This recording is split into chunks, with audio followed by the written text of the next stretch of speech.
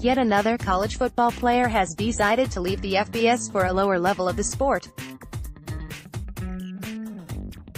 The latest to do so is Andrew Brown, with the Chattanooga Times Free Press reporting that the defensive back has been added to Tennessee at Chattanooga's roster. Brown had opted to transfer from Florida International earlier this offseason.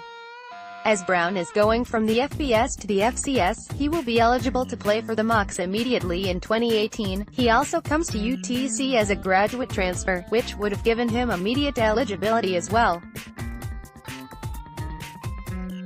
Brown started 14 games the past 2 seasons, with 12 of those starts coming in 2017. The 5'9", 174-pound cornerback led the Panthers in forced fumbles with 3, while his 40 tackles were third among defensive backs on the team.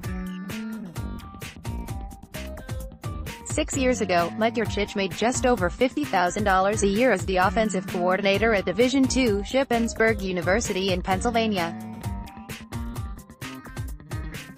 Now he's set to make significantly more than that, every month.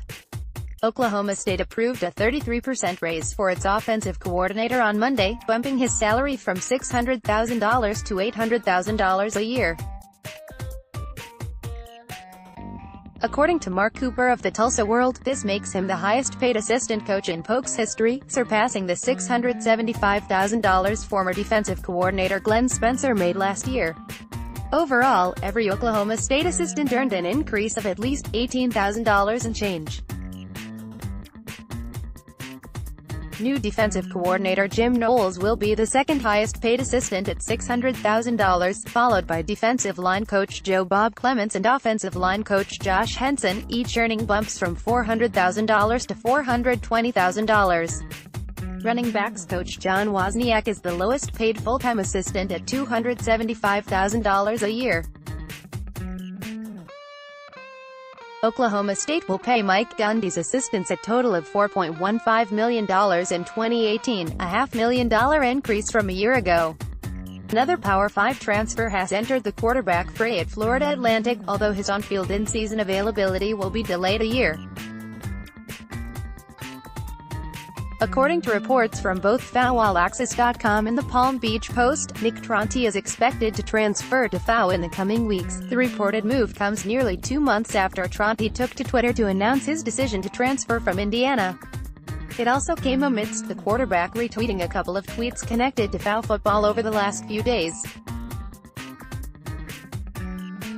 Tronti, if he ultimately ends up as part of Lane Kiffin's squad, will have to sit out the 2018 season. He would then have 3 years of eligibility that he can begin using starting with the 2019 season. Tronti was a 3-star 2017 signee who was rated as the No. 30 dual-threat quarterback in the country coming out of high school in Ponte Vedra Beach, Florida. He took a redshirt as a true freshman last season, but was named as the Hoosiers Offensive Scout Team Player of the Year. Entering summer camp, Chris Robeson, Oklahoma transfer, and DeAndre Johnson, Florida State transfer via the JUCO ranks, will continue their spring practice battle to claim the starting job under center for the Owls in 2018. An already heartbreaking story has taken a grimmer turn. Appearing on NBC's Today Show to discuss a Sports Illustrated documentary on their son, the parents of Tyler Hilinski revealed that an autopsy confirmed that the Washington State quarterback suffered from chronic traumatic encephalopathy (CTE). At the time of his death, the 21-year-old Hilinski was found dead in his residence January 16 of what was later confirmed to be a self-inflicted gunshot wound. Following Hilinski's death, his parents, Kim and Mark Hilinski, were contacted by the Mayo Clinic, the world-renowned hospital in Minnesota, who requested their son's brain for study. That study, according to C.com, showed that Hilinski's CTE was in stage 1, the lowest level of the disease. From Today.com, did football kill Tyler? Kim says in the documentary. I don't think so. Did he get CTE from football? Probably.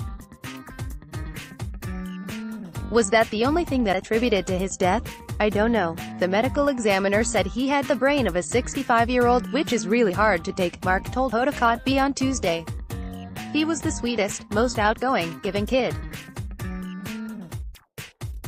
That was difficult to hear. They said the tau protein was something you would never see in someone who was 21 years old, but in a much more older, elderly man.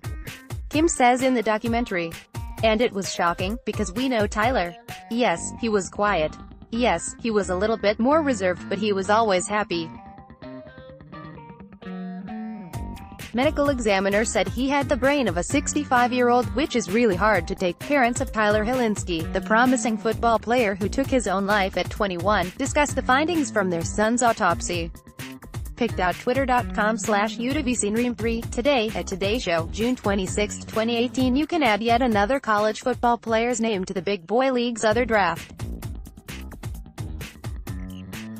On his personal Twitter account that's protected, Bright Ugwobu confirmed that he will be leaving the Oregon State football program. While no specific reason was given for the departure, the social media announcement comes nearly 3 months after the linebacker was indefinitely suspended by the team for unspecified violations of team rules.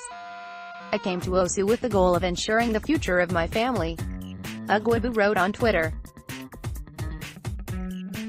"That goal has yet to change, and I must do what I have to do to take care of them.